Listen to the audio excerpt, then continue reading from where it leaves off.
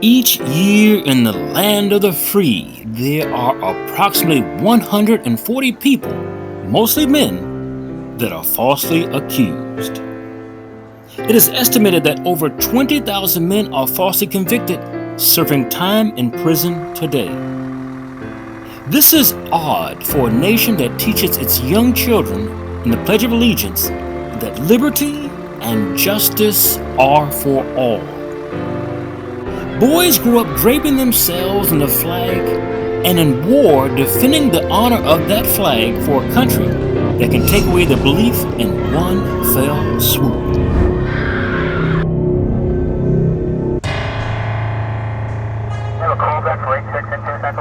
These are the stories of the men that have been in prison because a wife, a girlfriend, or a stranger lied on them and had the police believe it. These are the men who have had their cases tried in the court of public opinion by angry mobs long before the courts sided with the actual perpetrator of the crime. Yes, these are the cases where justice was not only blind, but deaf to the actual facts of the case presented. These are the cases that you won't readily see strewn across the news. The same news that made them famous when they falsely accused them at the behest of the women who remained free, even though they broke the law when they testified dishonestly against these men.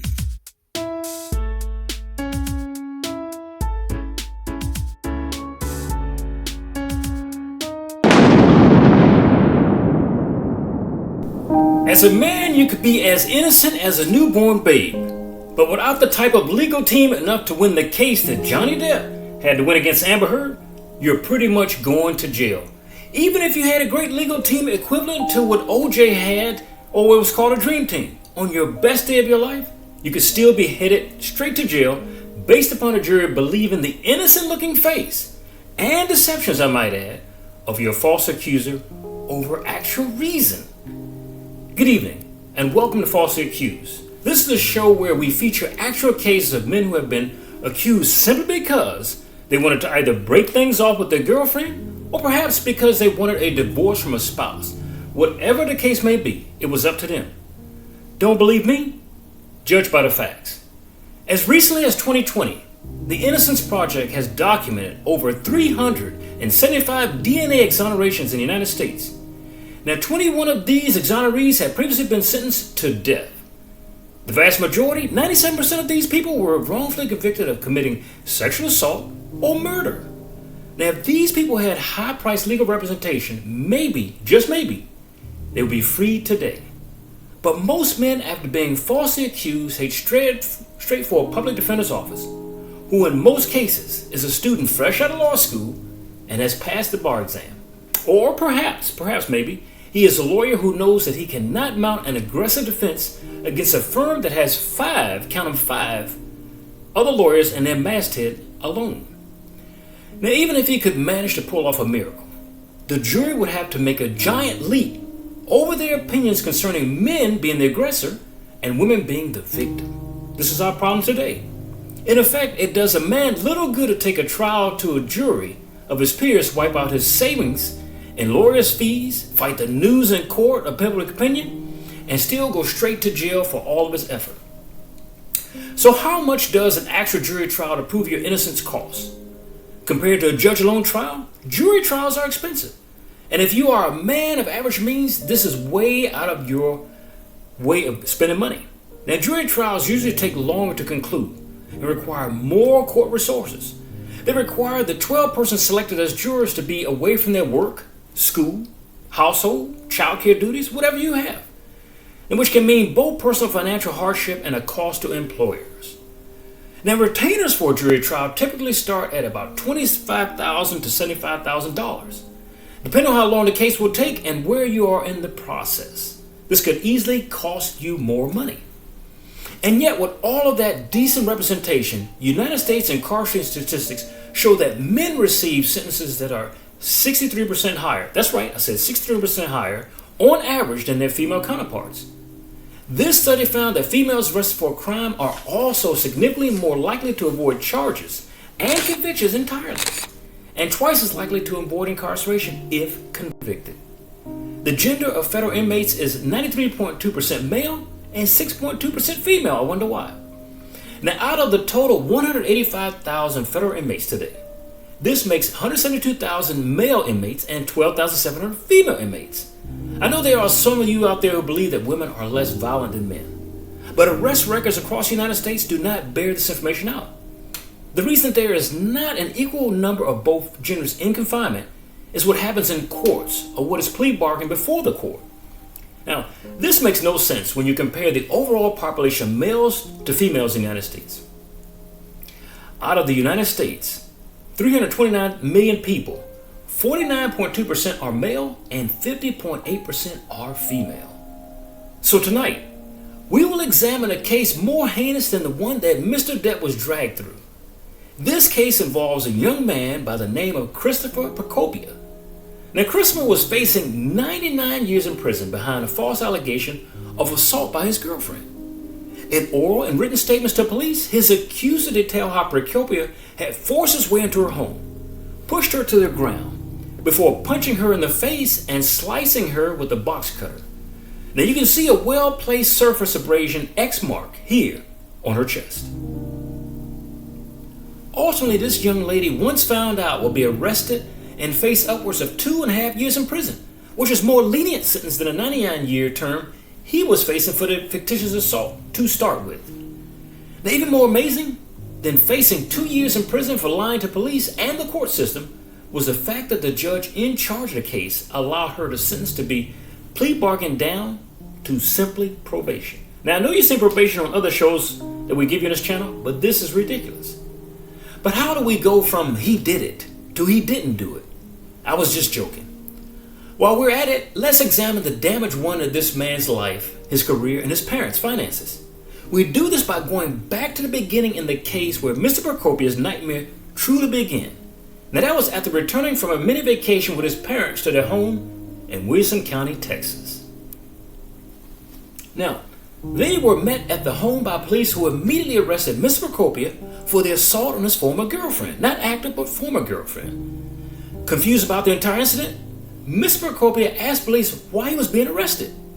Hearing this question, the arresting officer replied, "Don't act like that. Don't act like you don't know. You do."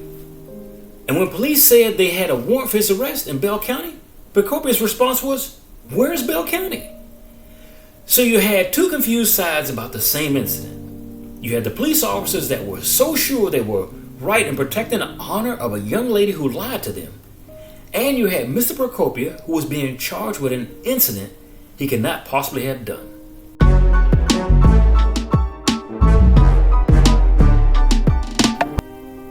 Prokopia was charged with burglary of habitation with the intent to commit other crimes, a felony offense that carries the possibility of a life sentence.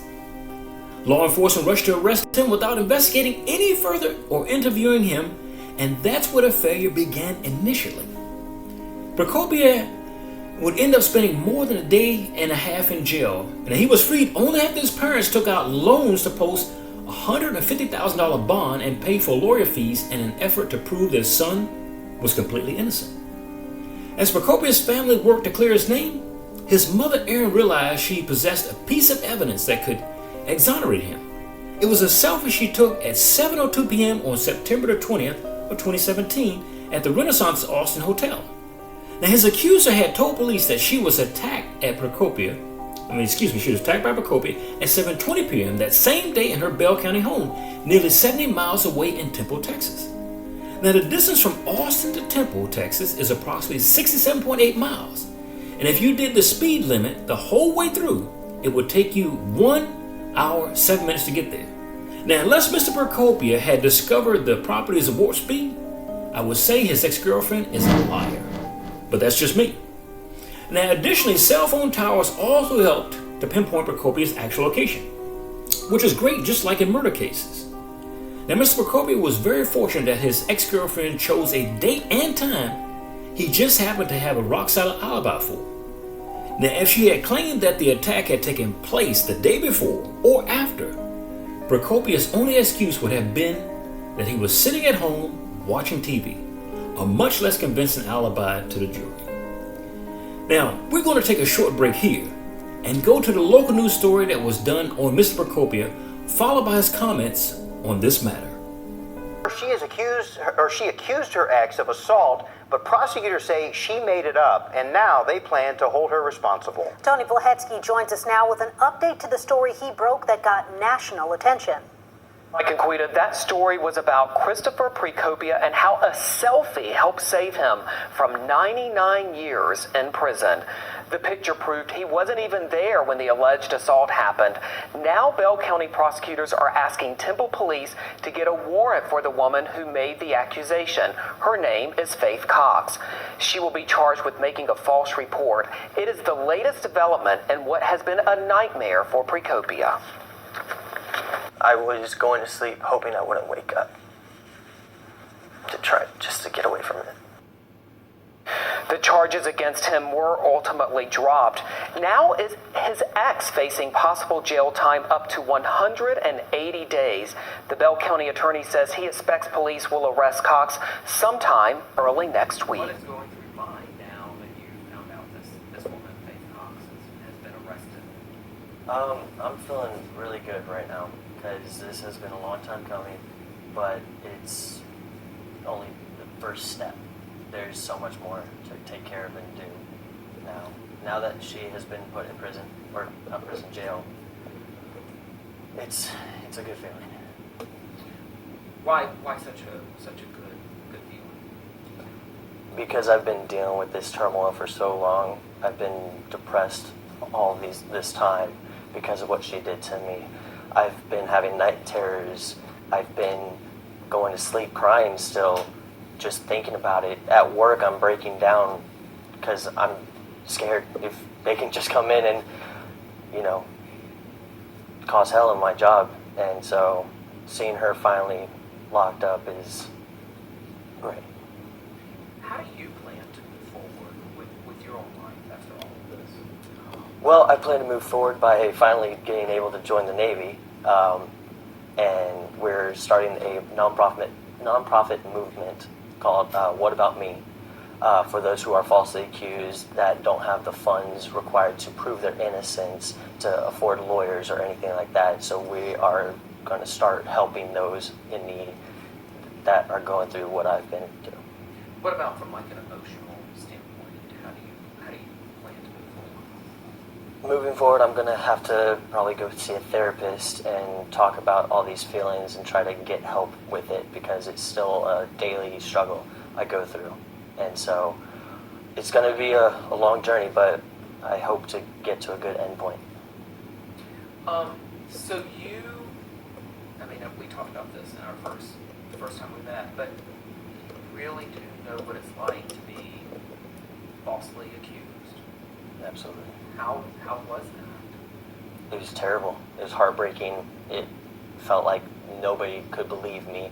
Nobody wanted to believe me, and because everybody sides with the women in these situations, and it's very hard for me to go about my daily business when everybody knows that I was falsely accused and they judge me from that perspective. But you also know what it feels like to be vindicated. Oh yeah. Oh yeah. How was that? It's such a gratifying feeling because afterwards, all those that didn't believe me realized how wrong they were and that they should open their mind more to the possibilities that there are. And so it was great. So this isn't really, after having met you and spent time with you, you don't seem like a particularly vengeful person. You don't really want revenge, but you want something, right? I definitely want justice to be brought and for her to know what it's like to have the book thrown at you and to be put in a situation where you had no control over, because that was a terrible, terrible time and a terrible feeling I had to go through, and I just want justice.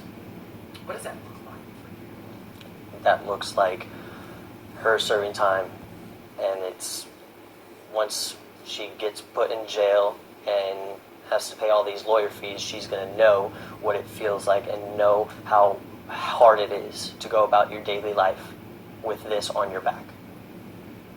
I want her to realize the pain she has caused me. So you want to join the Navy, Yes, sir. and you could not join the Navy with this on your record, basically, right? No, I couldn't. They had to go through tons and tons of paperwork. It took 4 months for it all to get processed, and I'm still trying to do the final steps. And so, hopefully... But you think you'll get in now? Oh, yeah, absolutely. About to take my final tests Sunday and Monday, so... And you plan to start a nonprofit, is that right? Yes, sir. Can you say just a little bit more about how you're going to do the mechanics of all of that?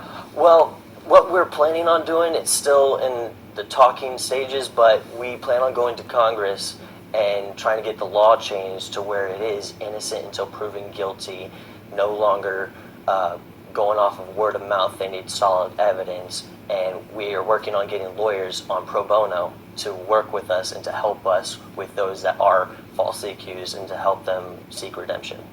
Gotcha.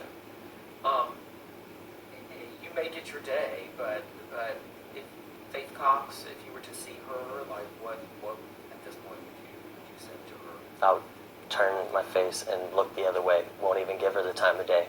I won't even interact with her. She is not a person in my life anymore. I'm finally done with her, and I can move on with my life and feel great about it. So I have no worries with her anymore, now that everybody knows my true story. Now you see what men from a justice system of their own making that favors women over men. So whatever happened to his accusatory ex-girlfriend after she was found out? What happened to this woman? Well, for one, she was arrested, but they let her turn herself in. And two, she was sentenced to 12 months deferred adjudication probation and ordered to pay $2,000 in restitution to her victim. In other words, she got parole. Now, his ex-girlfriend, Miss Faith Cox, declined a jury trial and waived her right to appeal, but pleaded no contest to the charge against her. Now, Cox could have been sentenced for the Class B misdemeanor by a fine of up to $2,000 or up to 180 days in the Bell County Jail. But a plea bargain was accepted by Cox in Bell County Court at law by the judge Rebecca Depew. Now, she followed a recommendation. Now, under the agreement, Cox must submit to mental health counseling and pay $239 court costs. Oh, that's tough. She must have no contact with her former boyfriend or his family. Now, both David and Aaron Prokopia were at the hearing. They're the parents for the son, who was in the U.S. Army now and wasn't able to attend. They commented about the hearing that they are very disappointed in the outcome, knowing that their son faced 99 years in prison for this, and all she had been slapped with was a $2,000 fine and probation. Now, Christopher Prokopia was finally able to move on with his life by joining the military after getting them to believe, after some time, that these charges were trumped up against him. They weren't true at all. Now, Mr. Prokopia's parents are now trying to fight to get the law changed that they both fought for. They would like to see the offense made a felony through a bill to falsely accuse people, someone to be filed this during the next legislative session, that you go to jail for this from now on instead of just getting off. Then they continued on by saying there are so many men stuck in jail over false accusations with no evidence. Mr. Prokopia's father said, "You used to have to prove yourself guilty, but now it is the opposite. You are guilty until you prove yourself innocent." Now, sadly enough, by October 2017, the Prokopias had proof where her son was at the time, but it took all the way to 2018 for the charges to be dropped. Now, this story comes to us courtesy of the Killeen Daily Herald. We hope to see you next time on the same program. Good night.